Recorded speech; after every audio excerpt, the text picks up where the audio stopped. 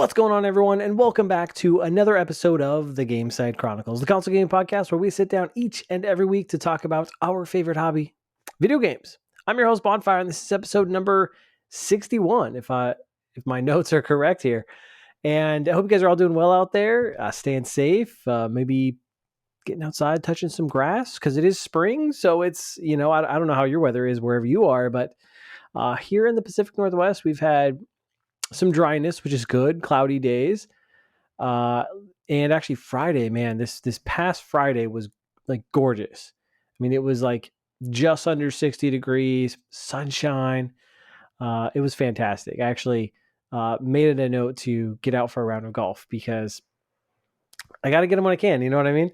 And I'm addicted. So, as you know, if you've listened to this podcast, I am a big golf enthusiast. I love golf as well as video games. And that's what we're here to talk about today is video games. And boy, what a week in gaming, huh? I mean, I feel like there's been quite a few happenings going on.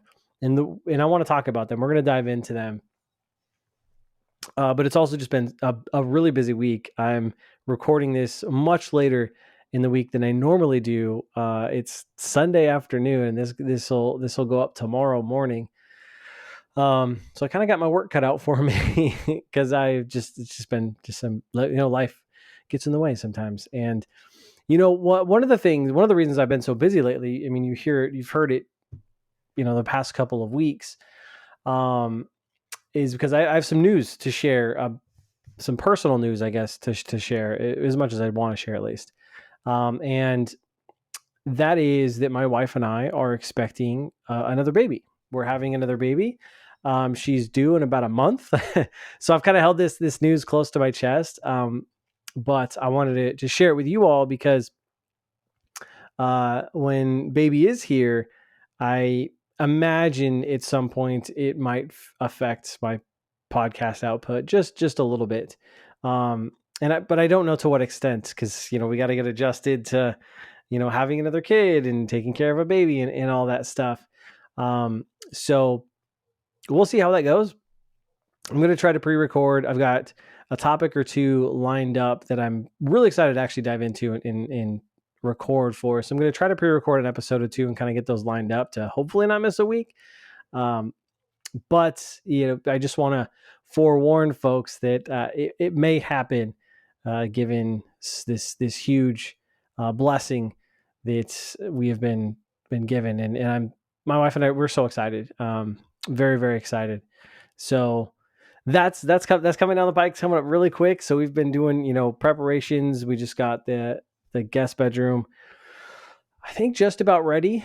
So it's a nursery now. So we got all that stuff, and I think there's a couple little things we still got to get. But I think we're mostly ready. Like, I feel we did some work earlier today, just kind of clean up, and I feel more ready, I guess, than I've felt the last couple of weeks. But so that's going on, and I wanted to share that with you all. So again, thank you guys for your support, and hopefully you'll understand if that happens in the coming, I guess, months, weeks. It's so soon. It's so soon. Also, since we are going to be digging a little bit into Xbox today, as you probably could tell by the title, I do want to give them a shout out. I want to give them some positive light here right at the top. Ghostwire Tokyo is finally available on Xbox. So you should go check it out. That game, I've gushed about that game last year. I played through it. It totally encapsulated me, totally exceeded my expectations, and I really, really enjoyed it. So that's out now on Xbox. And I know they came out with some additional update. Like, it's not like full on DLC, but it's like free DLC, free content that they added to the game. So there's new missions. I think there's some new enemies and stuff. And quite frankly, I kind of wanted to dive back in because there's some new trophies in there, and I did platinum this. So, I don't think I'm going to anytime soon, but it is an awesome game. And if you are primarily an Xbox player, haven't checked that game out, dude, do it. It's fantastic. Truly fantastic. Now, for those of you that are new to the show, and I know there's quite a few out there, thank you. Remember, the best way you can support the show is to leave us nice reviews on the podcast platform you're listening on. Also, if you're on YouTube or Rumble, drop a like, hit the subscribe button. That is always helpful. And also, I know things have kind of slowed down on the podcast front, which is totally, we have ebbs and flows, right? That's content creation. But it happens. So hopefully things will pick back up again. Shout out to you guys that have stuck with me. And lastly, you can got a Facebook page. You can find me on Twitter at Gamecite Podcast. And I also have the Clips channel. So if you're just interested in kind of some of the cuts clips, which candidly because I've been so busy, I've slacked. My uploads haven't been as consistent the last 2 weeks, but we are putting clips up from each and every podcast episode up. Gamesite Chronicles Clips is the channel, which is still going well over there. Thank you for that. So check that out. And as always, new episodes of the show each and every week, Mondays, 9 a.m. Pacific Standard Time.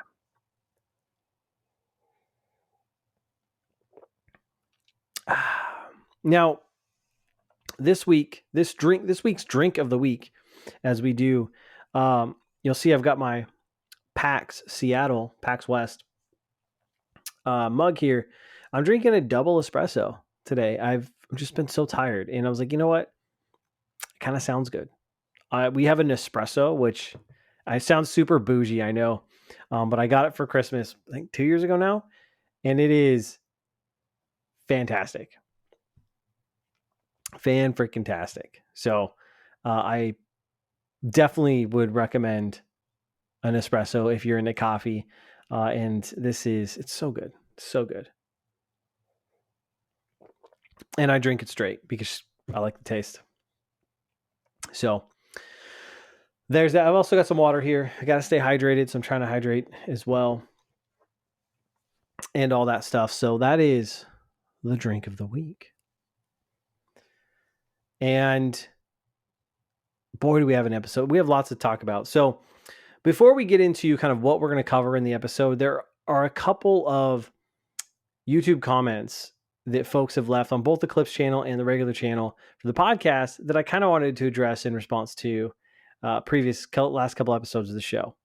So again, thank you guys for the comments. Thank you for writing in, sharing your thoughts, opinions. Love it. Love this stuff. So let's get into it.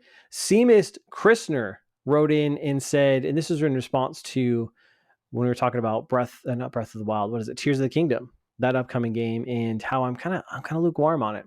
He says, canceled my pre-order. If I got to build a damn mecha just to get to a dungeon or boss fight, I can't bring myself to play the game.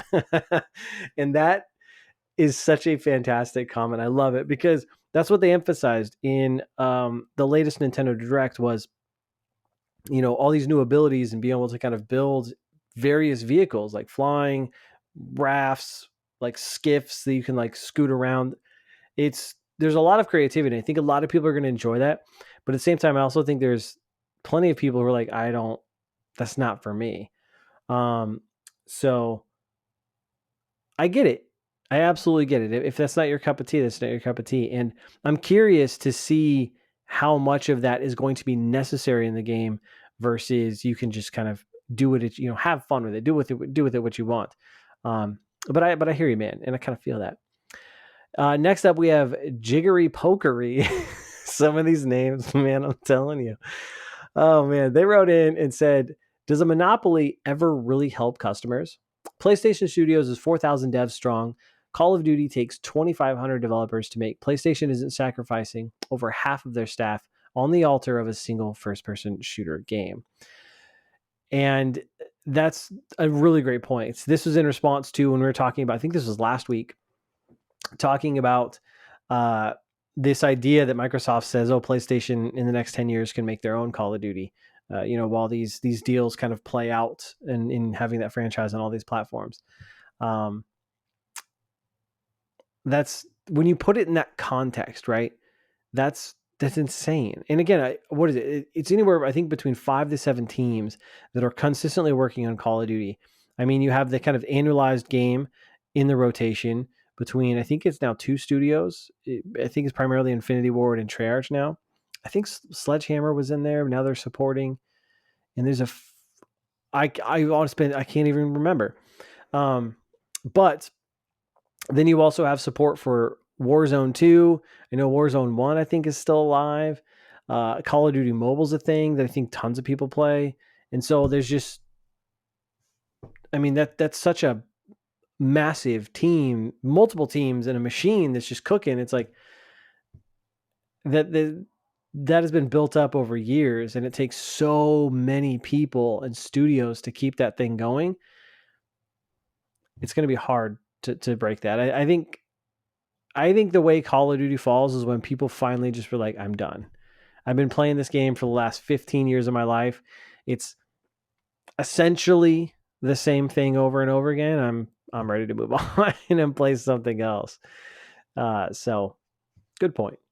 And lastly, we have Portal Player who wrote in and said, having games run on the device would basically be a new dedicated handheld. The boat has sailed on that. It's a pointless fight against Nintendo. I see this as the second best option to give them a handheld experience. Bonus points for this device if it works with a regular PS5 controller, making it multi-purpose and useful to me.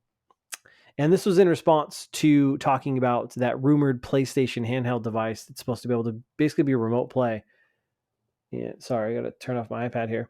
But the rumored remote play device that's supposedly in the works. And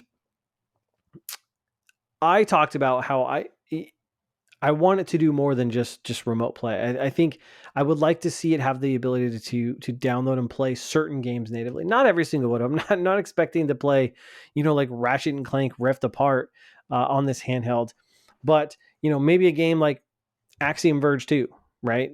Why can't I play that on native handheld? Or some of the classics like Wild Arms 2, Harvest Moon, something like that. If I wanted to on this device and play that on the go, that's what I would look for in a device. But one thing, the reason why I wanted to mention this comment is because you mentioned something that I think is really cool, because the rumor is it's essentially a DualSense with a big screen in the middle. And I like this idea of being able to use it as a regular controller. That sounds dope to me. Like, that sounds freaking awesome.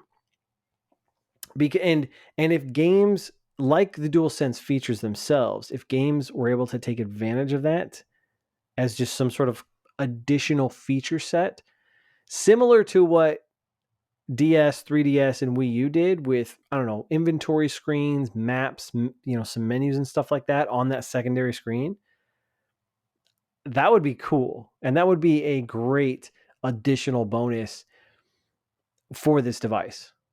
So I liked your comment, Portal Player. I think that's a really cool idea. Again, we'll see.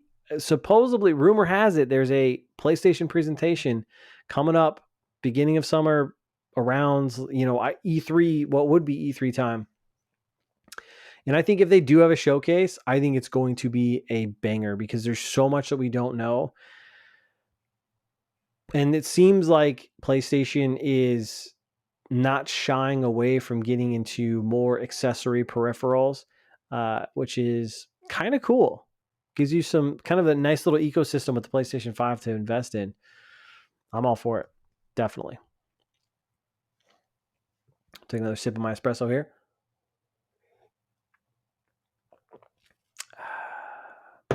Now, for this week's show, as I mentioned, lots to talk into. Lots to talk. What the fuck?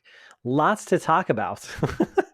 And a lot of news that I want to cover. But again, the biggest and the number one thing we're going to talk about today is this Redfall 30 frames per second debacle. I mean, this is big news, taking the internet by storm. So we're going to be diving deep into that. There are two other items that I wanted to cover as well that I thought were pretty cool. This past week, there was a PlayStation State of Play focusing solely on Final Fantasy 16. So I want to cover that, share my thoughts, kind of reaction to watching that. And then EA announced a brand new game that's coming out pretty soon under the EA Originals brand. So I want to touch on that as well. But before we get into that, we've got to talk about the games that we're playing. And as always, I want to hear from you. What games have you been playing? For me, as I mentioned, no more Metroid Prime Remastered. I do want to get back to that game at some point, but there's some other games that I've prioritized over that. But this past week, I've really just focused on Resident Evil 4 Remake. And I finished this game actually this morning. And it took me about, I think I clocked in around 22 hours when I finished my playthrough. Again, I took my time. I was trying to, find all the treasures, do all the side quests. So I didn't do either one of those things to full completion. But I was kind of just taking my time, and so it died during some of the boss battles and stuff like that. So just took my time with it, tried to enjoy it.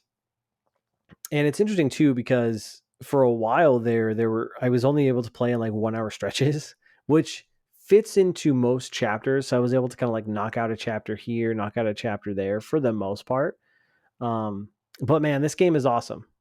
Absolutely awesome. I think it's a fantastic remake. I mean, yet again, Capcom has nailed it with Resident Evil remakes, and this is no exception to that. It's so good, and I definitely understand why it's so beloved. Again, thinking back to the context, like 2005 when this came out, I think it was 2005 on the GameCube, and like wow, like I didn't play the original, so I don't have. I mean, I have it, but I never actually got around to playing it. So I don't have anything to compare it to in terms of what's new or old. But if the majority of the story beats, and if it's a fairly true remake like Resident Evil 2 was, and 3 to a certain extent, then yeah, what a game. I can totally see why it's beloved. And I've been trying to think about this, like out of the Resident Evils that I've played, which is, let's see, I've played a little bit of the first one. I've played remake 2, remake 3, remake 4, 7, 8. And I've played, gosh, what was that? The one that came on the 3DS. Is it Resident Evil Origins? And it was like the water one. Well, Revelations. That's what it is. I think Revelations. I played that first one, chapter 1 or whatever. So out of all those ones that I've played, I mean, gosh, this is tough. It's probably between Resident Evil 2, 7, and 8. Probably 2 and 7, if I gotta be honest, in terms of like true horror. Like 7 is genuinely a scary game. And 2 is just so good. So good. 4 is also like really, really good. Like I really enjoyed it. But having played these other games before it, I'm kind of more drawn to them, I guess. So I don't know. That's a debate, I guess, for another day. But still, such a really, really good game. It's crazy to think about, too, that we've gotten Dead Space Remake, which is in my backlog. I definitely want to play that. I've talked about it before. I love Dead Space, so I'm so excited to jump into that. We got the Resident Evil 4 Remake, which is another beloved, one of the best survival horror games. Supposedly we're getting Silent Hill 2 Remake later this year, which, boy, Bloober Team, you got some big shoes to fill after Dead Space and RE4. And I feel like there's another one. But, I mean, what a time to be a survival horror fan with some arguably the top 3 survival horror games amongst like fans, all being remade and supposed to be coming out this year. Dead Space, Resident Evil 4, and Silent Hill 2. Bangers, dude. Bangers. But yeah, so back to Resident Evil 4. I love the boss battles. Some of them are pretty tough. Died a couple times, but still really, really good. I love the campiness of it. Like that is probably one of my favorite parts about it, and I'm so glad that they retained the campiness of it. And I don't know if they toned down Leon with Ashley, but I kind of felt like there's a little something going on there, like could have been, and like I kind of wish that it played into that a little bit more. But one thing I am bummed about is that I missed, I think, just 3 treasures in the game. I found them all except that, and it sucks because I missed 1 treasure in the castle, and that's because I couldn't go. It was when you play as Ashley, and I just totally missed it. I got caught up in the moment, and it's an area where you can't go back to once I realized I missed the treasure. So super bummed about that. And then in the last kind of major area, what is it, the island? I didn't get the treasure map until late in that playthrough, and I had already been like past a spot where I couldn't go back to go get like those 2 treasures. So I was kind of bummed about that because I'd worked pretty hard and diligently to try to get all the treasures. It's definitely not a game. Resident Evil games are hard to platinum because you got to play through multiple times, like speed run them and stuff like that. Not my cup of tea. But yeah, Resident Evil Remake 4 is freaking awesome. Loved it. And I was kind of looking ahead because anytime I beat a game, I'm like, okay, what do I want to play next? Looking ahead, there's so many games coming out that I'm interested in. I mean, just this next week or tomorrow, I guess by the time, if you're listening to this on Monday when it goes live, the Horizon Forbidden West DLC comes out, Burning Shores. And I pre-ordered it because it looks freaking good. And I was like, I want to play this. Like, this looks so good from some of the trailers and footage they've been showing off. And Horizon Forbidden West is such a good game. It is genuinely a great, fantastic game. So I think I'm going to jump into that next. But then, I mean, a couple days later, the Advanced Wars 1-2 reboot camp comes out. That's another thing. I've been looking forward to that game for, over a year. It was supposed to come out a year ago, but the whole Ukraine thing and Nintendo panicked and didn't want to release their game. But that's finally coming out, and that looks like a game I can just totally get into on the Switch. And then another game I've been super excited for, The Last Case of Benedict Fox, which is an Xbox exclusive coming to Game Pass April 27th. And that's this kind of Metroidvania noir detective game that looks so dope. Love the art style. It looks really, really fun. I want to jump into that. And then as we get into the end of April, we've got Star Wars Jedi Survivor, Dead Island 2, which both look awesome. Redfall comes out early May, a couple days after that. Zelda, Tears of the Kingdom is obviously a big one. And then in June, you've got Diablo 4, which looks great. Final Fantasy 16, which we'll talk a little bit more. So this is a good stretch of games that are coming out, and I'm here for it, but I know I'm not going to get to probably even a third of these games because life. But lots to look forward to, and I'm going to have a meaty backlog as the year progresses. I kind of hope we get a calm summer so maybe we can catch up on some of these games, but we'll see when that happens. But lots to jump into, and then I'm definitely getting back to PSVR 2. That's I need to get back to that.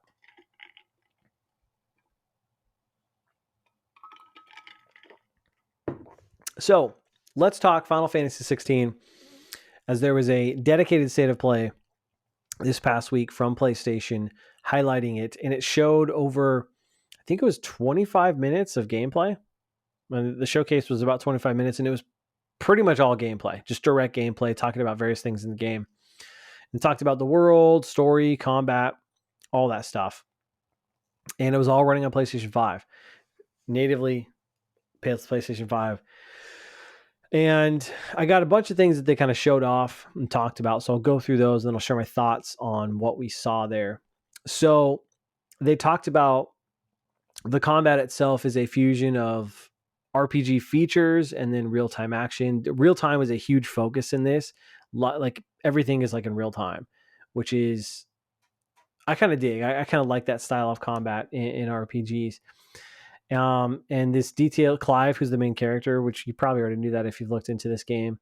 And the story for this game spans his 20s, 30s, and teens. I think the teens, they said, are going to be through flashbacks. But most of the story, I think, takes place in his 20s. And from what we saw of the combat, dude, it looks so fluid. It looks so fluid, so fun, super action-oriented. And it, again, all done in real time. Tons of different abilities.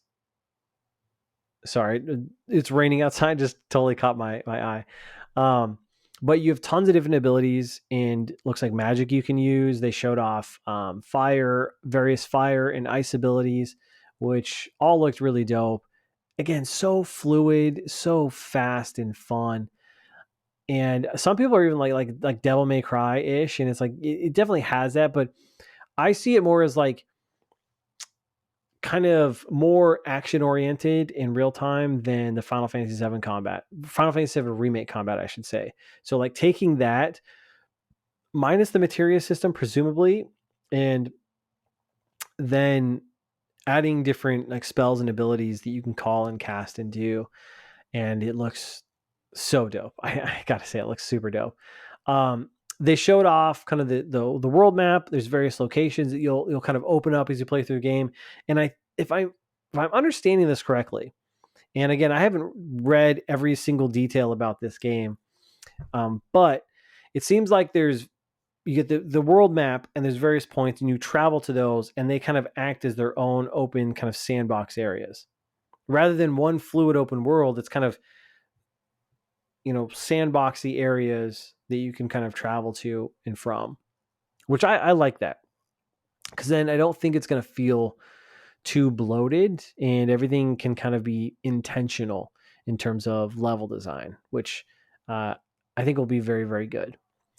You can fast travel as you and explore through them. They showed off a really big ability tree where you can uh, learn new abilities, but you can also upgrade abilities. And they even talked about you can let the game choose for, like, if you're just overwhelmed and have no idea what kind of to invest in terms of character abilities and use your experience points for, you can let the game do that for you. And it can, so that's really fascinating to me. You can kind of just let the game kind of make these decisions for you, based on a certain play style, which is pretty cool. You do get a wolf companion friend that they mentioned. I think his name is, if I caught it correctly, Tortle is his name, and you can give commands to him in battle. So that looked pretty cool. They talked about tons of side quests. There's like a hunting board, like think Monster Quest, like hunt board, where you can take on monster contracts to go and take these giant monsters out and slay them. Obviously, there's even characters that you can talk to learn more about the lore and the world status within the game as the story progresses. So it seems like you can really kind of immerse yourself into this story, kind of soak in all the details, talk to these folks, and really, however much time you want to spend on that stuff, you can do so. So that's pretty cool for those folks that really want to invest that time into that stuff. They mentioned a ton of different enemy types that you'll encounter, lots of enemy variety, which I like to see. And then you have icons, which I think are basically your Final Fantasy summons from past games that you can actually take control of. And these are kind of, I don't want to say like necessarily linear sections of the game, but they are these big scale battles that take place all in real time. And each showdown between these giant creatures are unique. They talked about one's like a 3D shooter, one's like a wrestling match, so on and so forth. They're all huge, massive scale, seamless battles, as they mentioned. And it looks like they're kind of like mini games almost. Not necessarily quick time events, but like mini games to kind of break up like a traditional battle. But they look freaking epic. Like freaking epic. It looks super cool. I mean, the scale was just enormous, and I have to imagine that these boss battles are pretty freaking dope. So all of that was shown off. Game launches June 22nd of this year, and they even said there's more to show. They haven't shown everything, and they have end game content, so that'll be interesting to see. I gotta say though, this game looks freaking amazing. I wouldn't consider myself like the biggest Final Fantasy fan. My roots to Final Fantasy, I mean, my first Final Fantasy game was Final Fantasy 7 on the PlayStation, and I have a lot of nostalgia for that game. So obviously I was going to jump into the Final Fantasy 7 remake, which I loved. Can't wait for the Final Fantasy 7 Part 2 remake. What is it? Rebirth, I think is what it's called. But that's what kind of got me into JRPGs and Final Fantasy, and then played, I didn't beat it, but I played a lot of Final Fantasy 8, and dabbled in a little bit of 10, and kind of just fell out of it as I got into different styles of games as I got a little bit older. Came back to, I have an appreciation for them. I actually played Final Fantasy 1, not a remake, but like the PSP version, that ported version on the PSP. And it's funny, I played through all that game, got to the end of it, and then I just had a terrible like party build that I could not beat the last boss. It's kind of frustrating thinking back, but so I don't have like a deep history with Final Fantasy. And Didn't play Final Fantasy 15. Didn't look that exciting to me. But I've always liked the fantasy style of Final Fantasy games, and I love that, knowing that we're going back to this dark medieval fantasy setting really intrigues me. But after seeing this, I mean, this game looks so good. It looks so epic. The combat looks super good. I'm intrigued on the story. The world looks fun to explore. I just think this game is going to be a banger, if I got to be honest. And I think this is going to be a day one purchase for me. Like, it just looks so good. And I love the idea of these big monster battles and big boss battles and all this stuff, because I think one of the things that kind of turns me off from some of those Final Fantasy games is a lot of its open world nature. I'm not the biggest fan of turn-based games these days, with rare exception. And so it's kind of why I haven't dove back into them here, lately. I would say in the last two generations of consoles, PS5 included, so PS4, PS5, even really the Xbox 360 and PS3 generation. So it's been a while since I've really dove into those games. So, but this one, it looks good, man. Go check it out. Go check out some gameplay if you're curious at all. And I think it'll blow you away. I think this game looks super, super dope, and I can't wait to jump into it.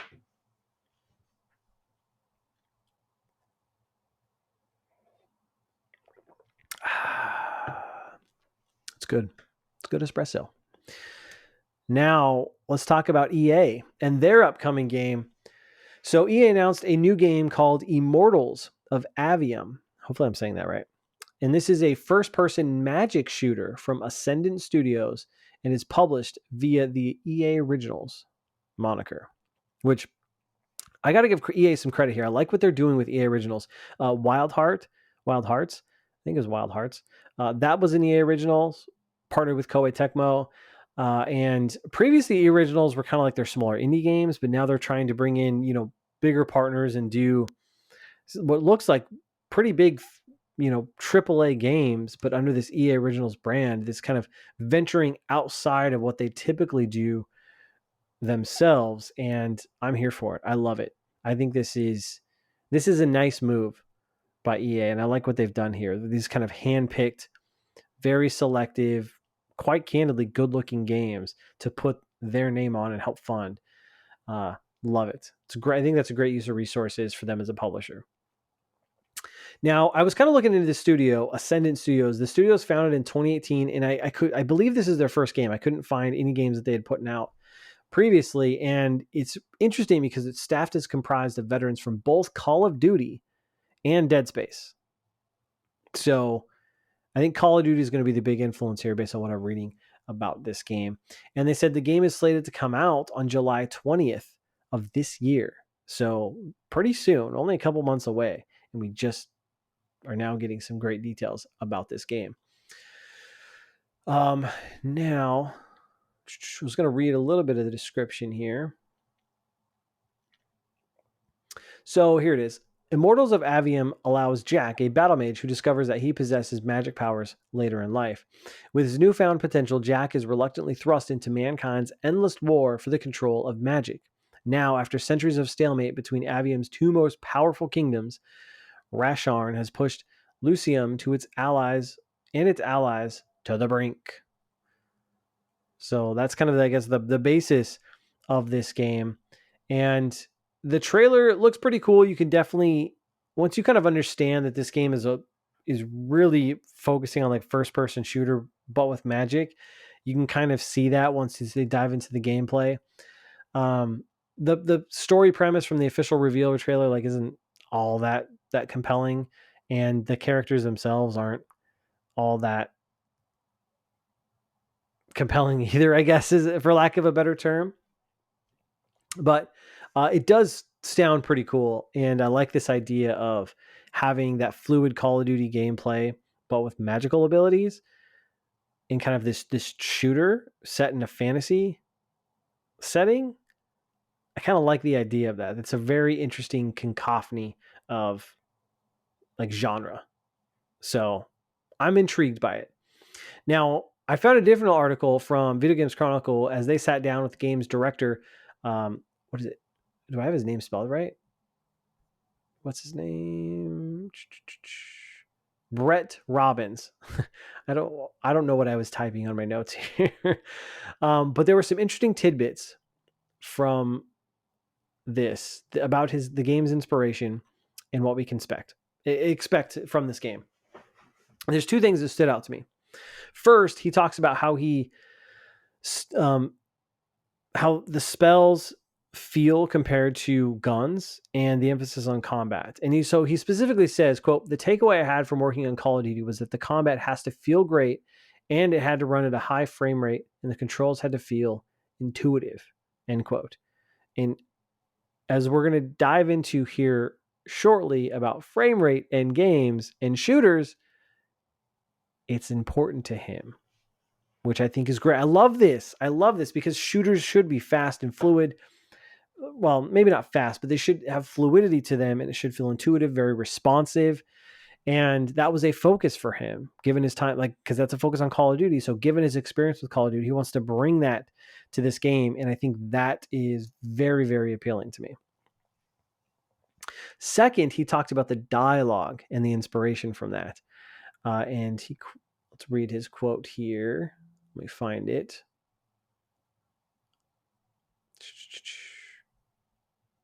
I should be totally prepared for this, but I am not. Where is it? Here it is. Quote, "I made a decision very early on that we were going to have a very different tone to a fantasy game." Quote, end quote, Robbins tells us, quote, "This wasn't going to be Lord of the Rings. This wasn't going to be people speaking in Old English. These are modern, relatable characters set in a fantasy world. I think our tone is something that is really going to set us apart quite a bit." He continues, "We wanted to sort of take fantasy tropes." Hold on, I can't read for a second. Let me rewind that just a little bit. "We wanted to sort of take fantasy tropes and turn them on their head a little bit. So my touchstone for the writing and the storytelling is really more in the spirit of a Marvel movie.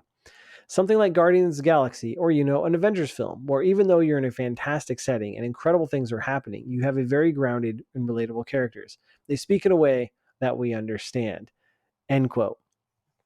Oh, that's how I feel about this.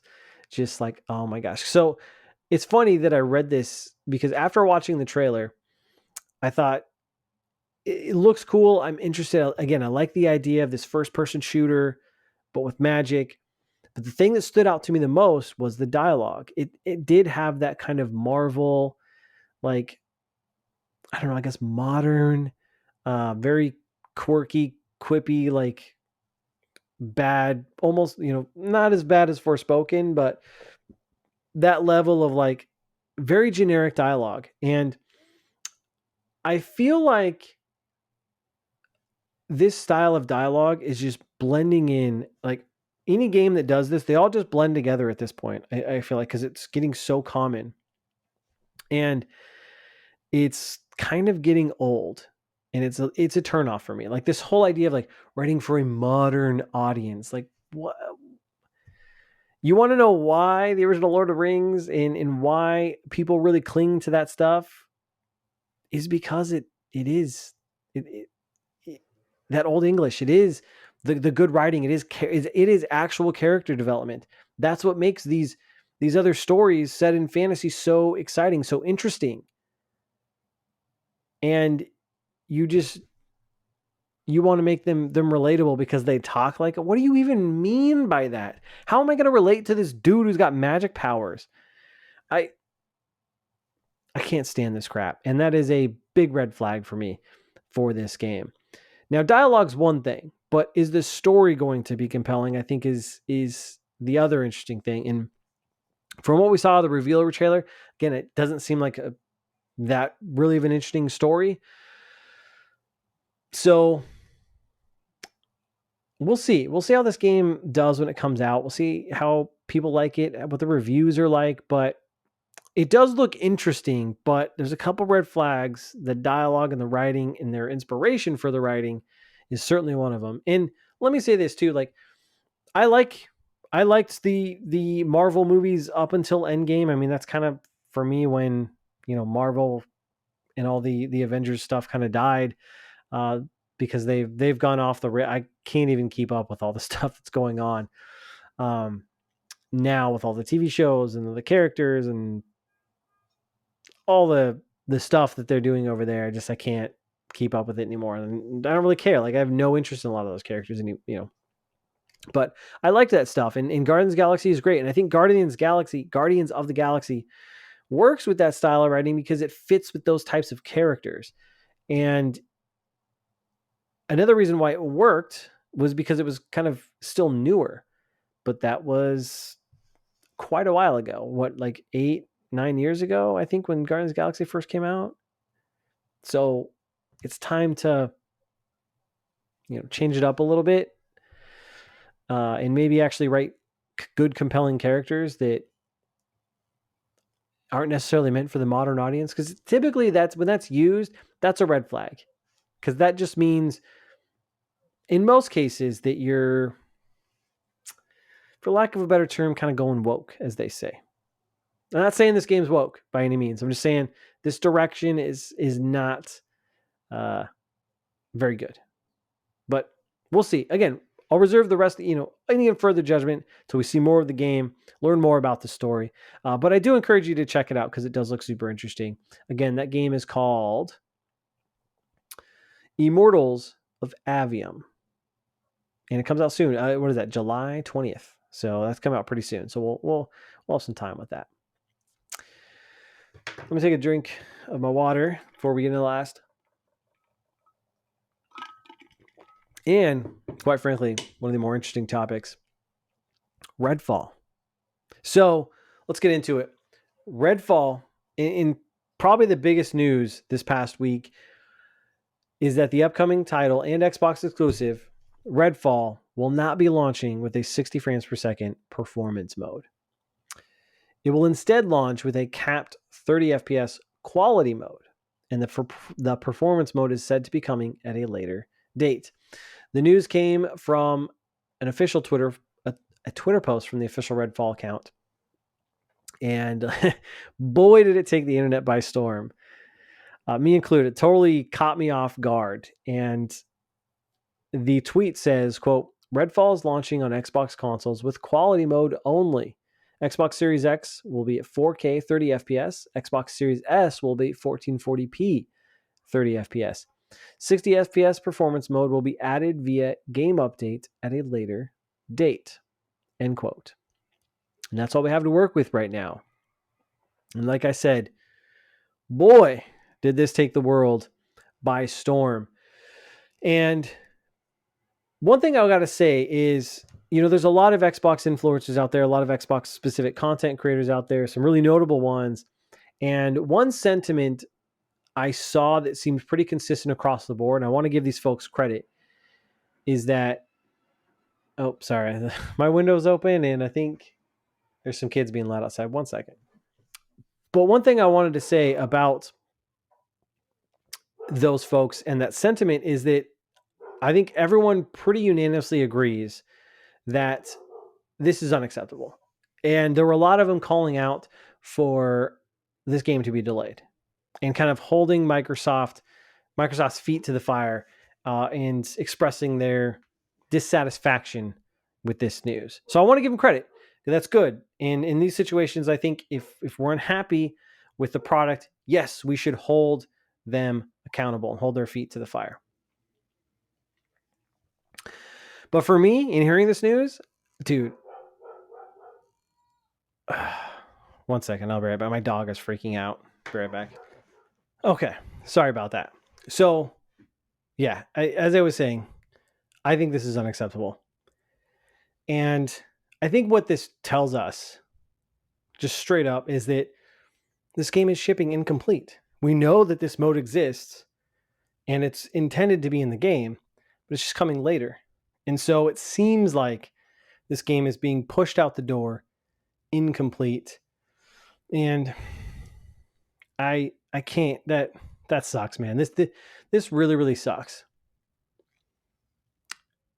because as I've mentioned before multiple times in the show, I'm really excited for Redfall. I think Redfall looks awesome. This game looks so good, and I've been hyped up for this game since we saw it. I think last year at the June's Xbox showcase or whatever. Probably even before that, maybe. But the more I've seen of it, the more I'm like, yeah, this game looks. I am really excited for this one. I want to jump into this day one, and I'm looking forward to this game more than Starfield. If that tells you anything, like this game to me is like the Xbox title I'm looking forward to, and we're going to have it without at launch this, what I think is a key feature that is kind of this industry standard at this point. That sucks, man. That is such a slap in the face, I feel like. And I think what makes it even more egregious is that all of the footage that they've shown off for this game, and that all the influencer footage content that's been out there floating around, has all been shown off at 60 FPS. Gosh, we had to do another cut there. My son walked in mid-recording. I guess life of a dad, right? But yeah, so all the footage has been shown off at 60 FPS, and like presumably, there's no reason for us not to believe that that's the type of experience us console players would be having on the Xbox. But lo and behold, it's been on the PC. Not cool, man. Not acceptable. That's not okay. And oh man, this is just so frustrating. And I don't think we should give them a pass for this. I do think this is a big problem. And I think this is just another example of a huge optics problem that Xbox has just in general. There's so many, there's a lot of goodwill that Xbox has generated with Game Pass and kind of giving away games. But at the same time, they have so much going against them that this is just like one other notch in terms of an optics problem that Xbox has with their brand. So there's a couple of things I wanted to go through to really dive into this debacle and kind of dissect it, break it down, and share my thoughts on it. And first is like one of the biggest reasons why I think this is a problem and unacceptable. And that is that 60 FPS is kind of the standard. And when we talk about first-person shooters, that is absolutely the standard.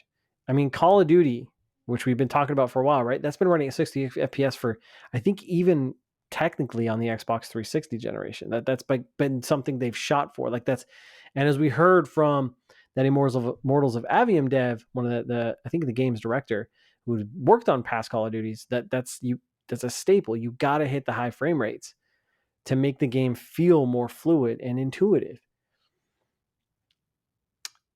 And I think as we're now 2.5 years or so into the Xbox, Series X and PlayStation 5 generations, I think that 60 frames per second is kind of one of the biggest features that we're getting with these new consoles.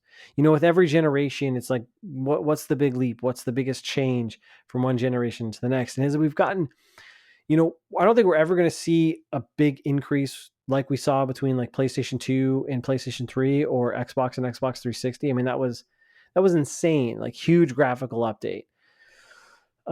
Same between like Nintendo 64 and Nintendo GameCube, those types of massive leaps. And, between like surely fidelity is a lot better and things are getting sharper and more pixels and all that stuff. I mean, just look at some of the stuff with Unreal Engine 5. I mean, it's insane. But I think one of the key features when you talk about the technology leap between like the PlayStation 4 and a PlayStation 5 or the Xbox One and the Xbox Series X is frame rate and being able to run games at a higher frame rate. I mean, you one of the key selling features with some of these games are running them at 120 FPS if your TV and all that will allow for it. So I think not having that means you're under this now raised bar. Like the bar has been raised, and the kind of expectation, I think, with at least for big AAA games, is that you have a performance mode with the option to play the game at 60 frames per second. And not hitting that is noticeable. It's very noticeable. And you're still going to have games that are going to come out at 30 frames per second, and some are just fine. Some, maybe it's kind of a 16-bit game where it'll probably run at 60 or 120 frames per second. But maybe you're not going to notice it though if it was running at 30, because some games just run that way, and that's fine. But I think the standard is for AAA games that you gotta give us an option to run it at 60, and I don't think there's really much of an argument to say that games don't run better at higher frame rates. I mean, look at the PC space. I mean, you think people are running games at 30 FPS? No, they're running them at like 90, 120 or more frames per second. They're trying to just get the smoothest experience as possible, because games run and feel better at that higher frame rate.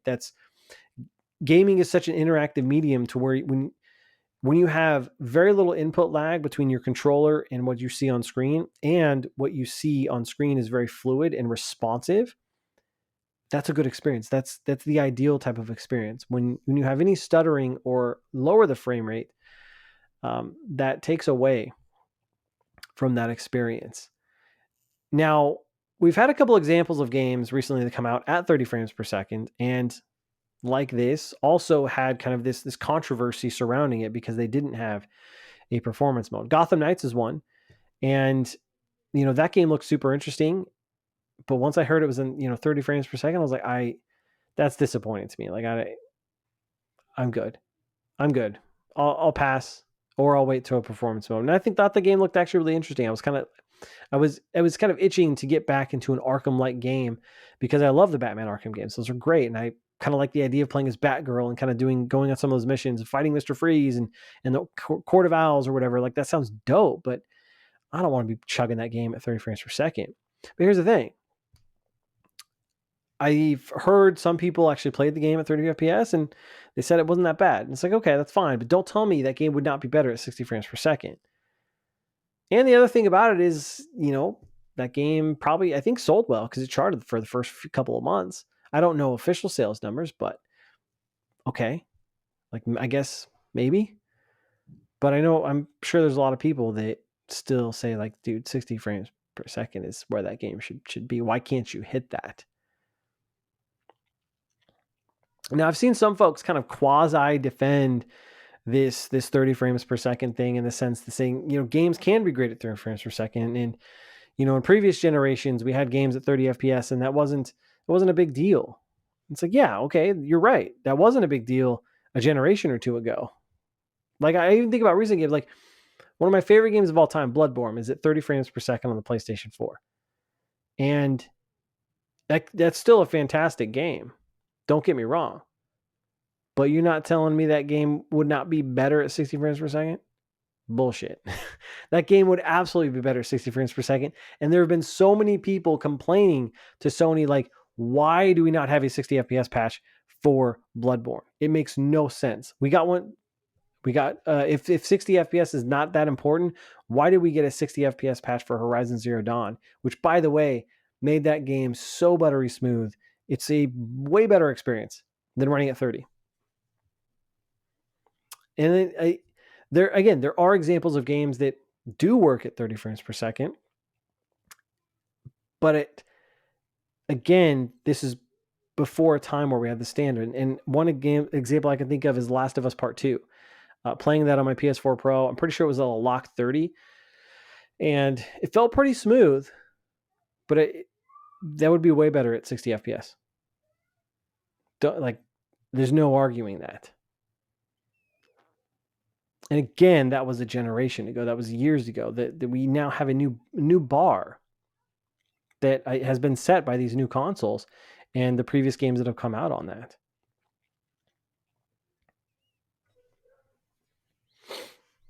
And, as I mentioned before, I think 60 FPS is one of the key feature sets in these newer consoles, alongside,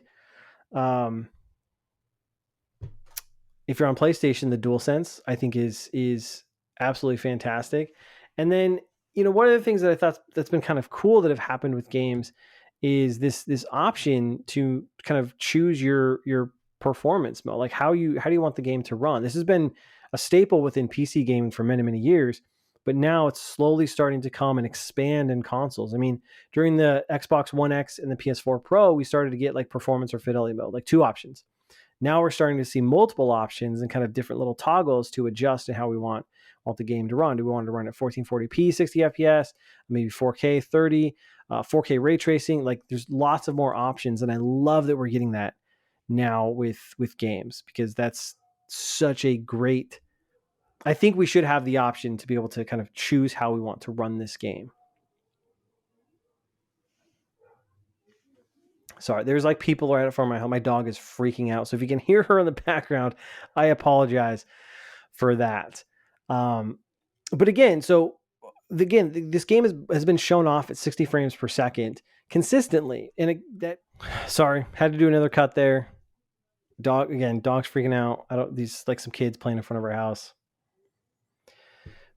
Great time to be recording a podcast. Let me tell you that much. Okay. So another thing I wanted to touch on with this whole debacle is putting this question out there. Is this yet another sign of Xbox's inability to manage their own studios?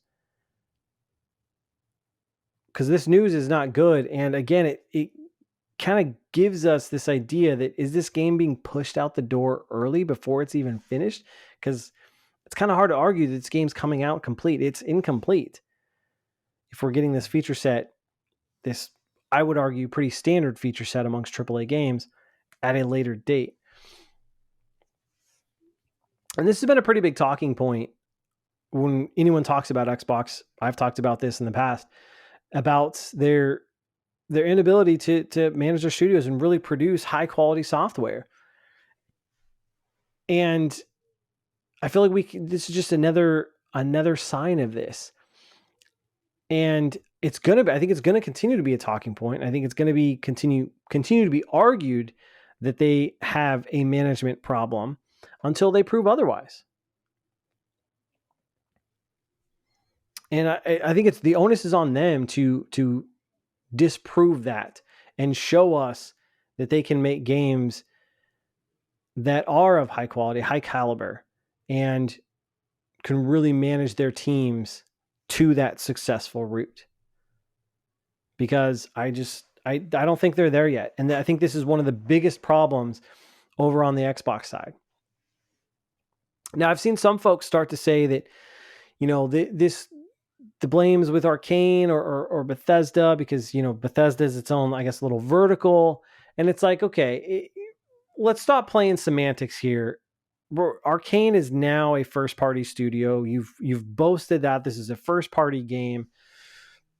Where does the buck stop? At what point does the buck stop when these issues come up? Who do we point the finger to? And I think it goes up to Xbox leadership. Here's why. Because when this studio was purchased, Redfall was actively in development, and there was a PlayStation 5 version being worked on. And Xbox came in and said, hey, no, cancel that version. This is going to be an Xbox exclusive. And so they did. And we actually talked about this, I think, fairly recently, where one of the lead devs, or maybe it was the director, who said, yeah, it was kind of weird. We canceled that version, but hey, less versions means we have less to develop to, so we can focus on those versions, making them the best possible. How's that working out for you? But that aside, Xbox came in, made that managerial decision. So yeah, they have their hands on this game. And I think the buck absolutely does stop up at the Xbox leadership. And David Jaffe, who he's a big prominent podcaster in the games industry. And if you don't know, he was actually the creator of God of War and Twisted Metal, those franchises. But he put this really nicely on Twitter. And he said this, quote, will the inability for Xbox to manage product development ever end? How is it possible to be this bad, this consistently at the job? End quote. And I think that's perfect. That sums it up perfectly. How do they keep doing this? What is going on over there? This is crazy. And when's it going to stop? Like when? And it's like, you'd think there'd be some sort of effort, and maybe there is behind the scenes, but publicly, I don't see it. But you think there'd be some sort of effort to turn this ship around and really focus on your first party teams. I mean, you've got, I think, close to 30 of them, and some of the most prominent, well-known IPs in the world. And Instead, their focus is on buying more shit. Yeah. Like, what do you, if Xbox does have a problem, and I think there's a lot of evidence to support that, I mean, what do you think is going to happen when Call of Duty and that machine falls under the Xbox leadership? And now they've got to bring it to even more platforms, all these cloud platforms, Nintendo Switch, etc. Like, bro. And it's funny because those same people are like, they're fist bumping for this and totally supporting this are the same people like, oh, I can't wait to see, all these old Activision IPs being brought back, Singularity and in Crash and blah, blah. You have very naive expectations there. Like let's just see what happens with Call of Duty first, or Overwatch, or Diablo, before we start talking about all these dormant IPs that they could revive, because Xbox sometimes allows their teams to do these smaller projects, which, hey, are actually pretty cool. But I don't know about that. I'm not optimistic about that, given the current track record. Now, one of the things I was thinking about too with this is that with this news, presumably your biggest fans, which are Xbox console owners, are the ones getting the short end of the stick. Because a first-party team is developing an Xbox exclusive that's not going to run optimally on that platform. Now, PC shouldn't be a problem. But Xbox console owners, Xbox console players, who, again, I would think are your diehard fans, are getting the short end of the stick on this first-party Xbox exclusive. And that sucks. Like, that really sucks. Like, how is that acceptable at all? And I don't think it should be. Now, another thing, just to kind of the cherry on top for all this mismanagement claim, is the exodus that we've seen over the past, 2 years of senior devs from various studios, and is development troubles that we've seen across their studios. I mean, look at 343. I think that team's getting like completely gutted and restructured. And I think one of the more prominent people from Halo, Frank O'Connor, I believe his name is, he just left. We know Shinji Mikami, and I talked about this, left Tango, though I think on his own will, in good terms. But nonetheless, optically, that doesn't look good. Senior devs from Playground Games have left, I think, earlier this year. And then the Initiative, who's making I think it's the Perfect Dark remake or reboot, one of the two. I think they lost half its staff. And then they had to go recruit Crystal Dynamics for development of that game. There's a lot of development woes in studios, and we know about the contract workers and the issue that brought to Halo and 343, and it's like, you got a talent problem, and it's not good. Not good at all. Now, another thing that kind of adds fuel to this fire is the fact that, from what I can tell, and again, I'm not going to claim to be an expert, but from what I can tell and what I've seen from some of these clips floating around out there, is that this wasn't really discussed from one of the recent preview events. So I know a lot of influencers, content creators, outlets got to go to a recent press event to play the game and be able to talk about it and share some pre-recorded footage from that event, which not always, but I think sometimes is a red flag. And they got to do that in that preview coverage. I think finally got the embargo lifted on that. I think it was about 2 to 3 weeks ago. Now, I didn't watch that coverage because I went media blackout on this game. Like, I already know I want to play it. I'm excited for it. I've talked about that. And I don't need to see anything else to get excited about this game, let alone potentially spoil something for me. I don't like that. So I didn't really pay attention to this coverage.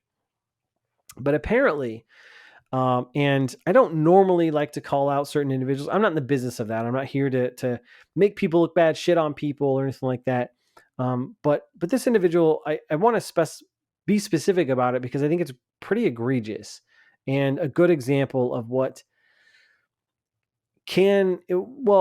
a potential problem when you look at content creators as critics.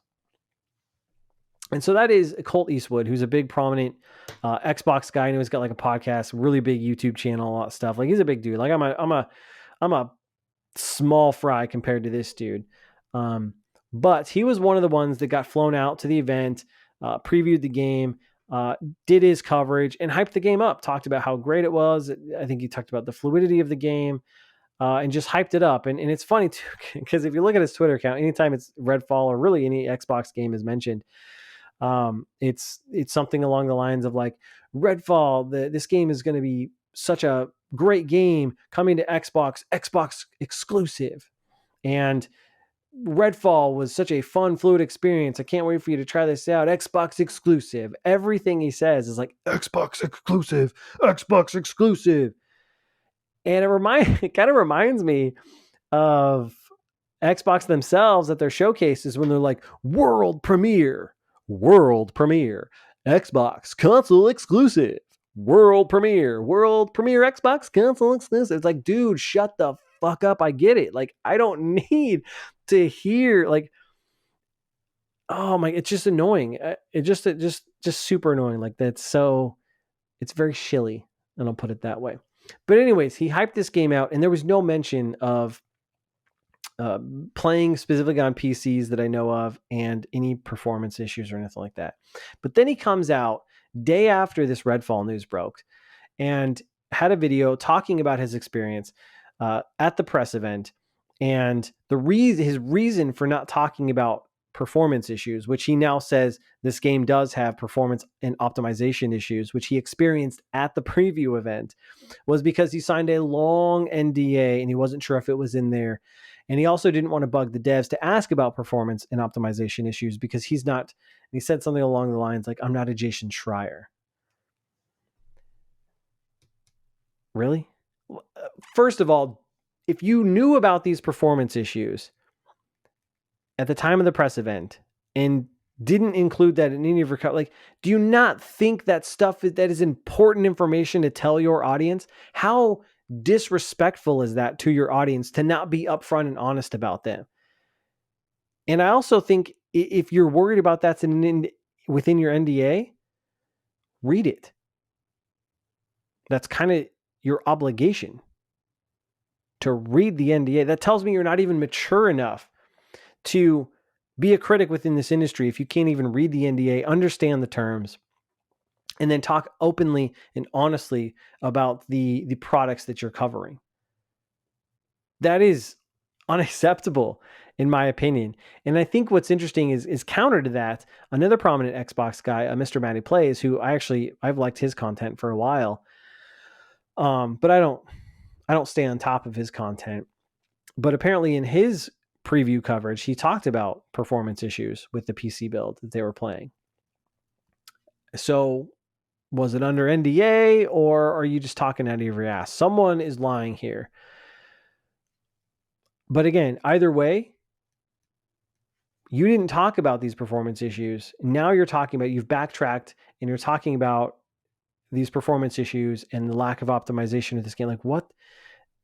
How is that not pertinent information when you're covering a game?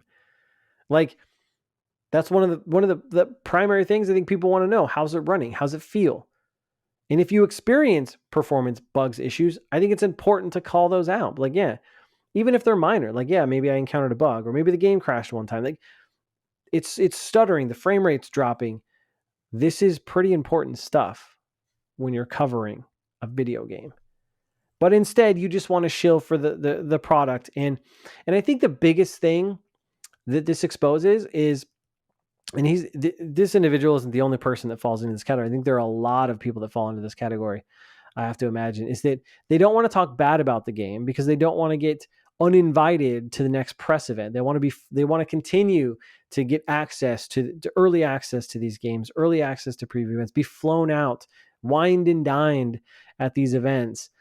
Because their channels and livelihood rely on that. And that to me says you have no integrity. You're more worried about losing your access and your privilege rather than the honesty of your content. You just want to shill for these products. And I can't get behind that. That's just not me. It's not in my character. That's not something I can get behind. I think that's unacceptable. And again, this isn't the only individual that does this stuff. This is very prominent in games industry, and not a fan. Not a fan at all.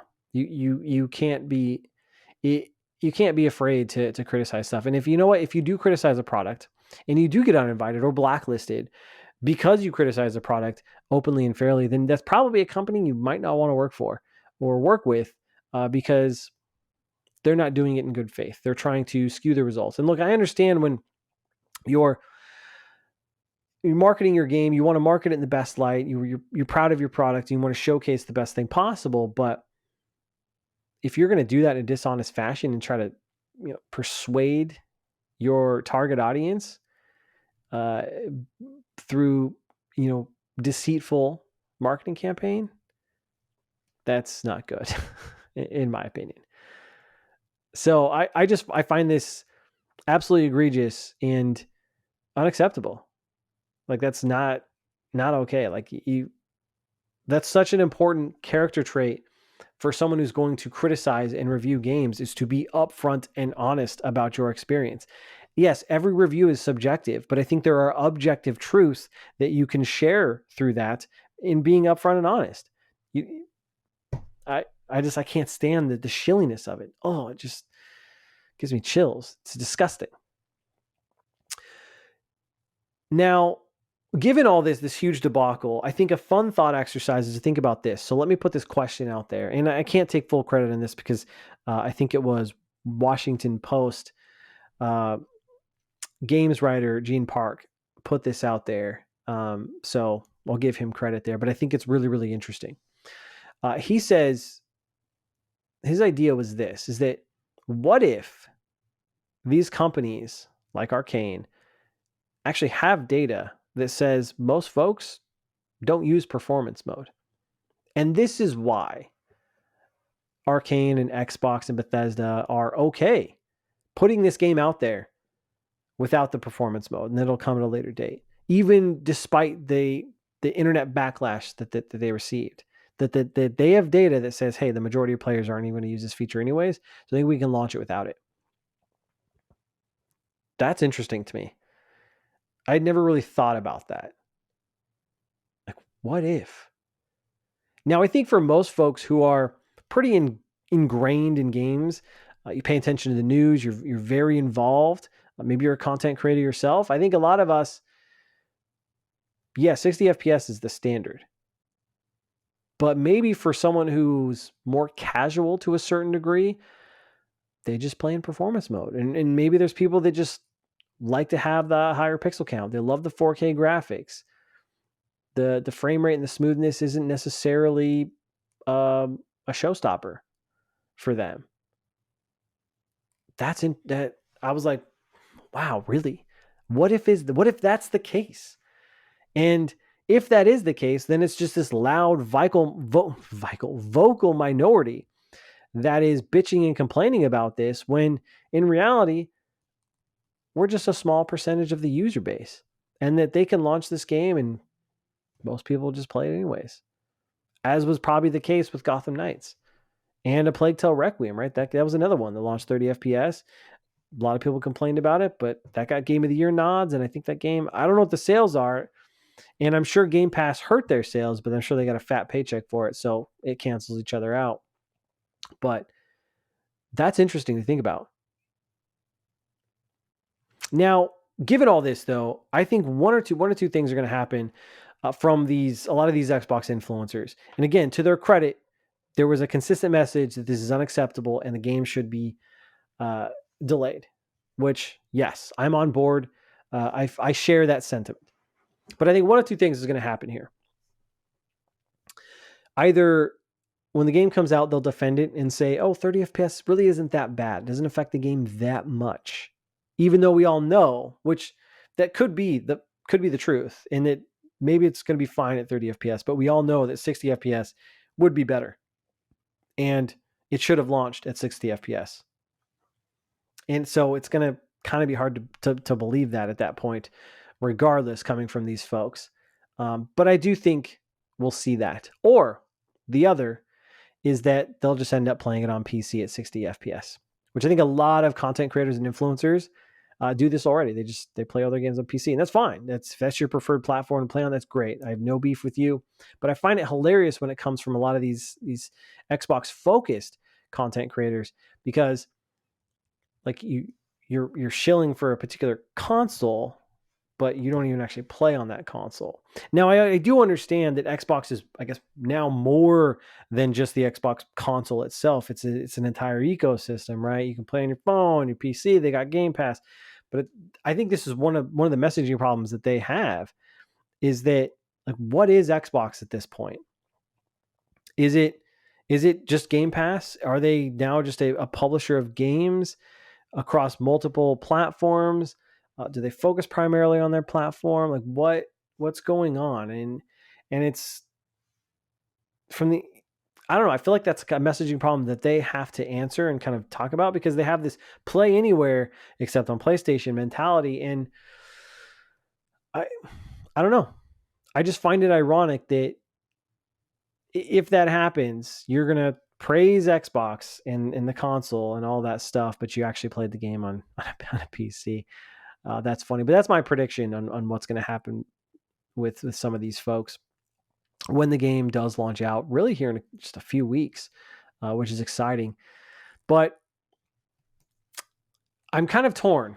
So as I kind of summarize, wrap this segment up, I'm kind of torn on this game because, as I mentioned before, I'm very much looking forward to it. This has been one of my most anticipated games of the year, and definitely my most anticipated Xbox game. But man, knowing that I'm going to get an inferior version at launch when I could just wait and get a proper version of the game is tough. And I'm really torn, because part of me is like, I should just wait it out, man. This is unacceptable. Wait for the best version. Wait for 60 FPS. Whenever that patch is going to come out, just wait for that. The other hand, though, like I see little screenshots pop up of the game, and I'm like, damn, that game I want to play it so bad. So I'm kind of torn, but I'm leaning towards just kind of waiting, because again, it's not like I don't have other games to play. There's plenty to play out there, and this game will be there for me. So either way, again, I think this is a major problem. I think this is unacceptable. I think this game, if you ask me, I think this game is being pushed out of the door. I think Xbox knows that they need content for Game Pass. I don't think they've seen the growth from Game Pass that they've wanted in the last year or two. And so I think they need to push this content out to try to drive up subscriber numbers.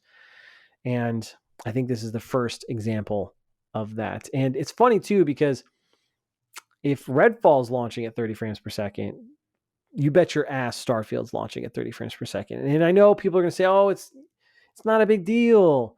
All Bethesda games run at 30 FPS on console. And again, this is a big marquee title for Xbox, and you're going to give an inferior version of that game to your own console. I just don't find that acceptable. I really don't. So that's all I got for this episode. It's been quite a week. I apologize for all the kind of interruptions and kind of cuts and stuff that I had to do. Just an awkward time, I guess, recording on this Sunday afternoon. But such is life sometimes. It's going to, that is what it is. But again, I want to thank you all for your kindness, support of the show. Hopefully you found these topics to be fun and exciting. It's been quite a week in video games. Hopefully this next week I can dive into some more games, because I've not been playing as many games as I want to these last few weeks. So nonetheless, there's that. Stay safe out there. Hope you guys have an awesome week. Play some games, touch some grass. This gaming is life, but it's not all of life. So remember that. So until then, I'm Bonfire, and I will see you online.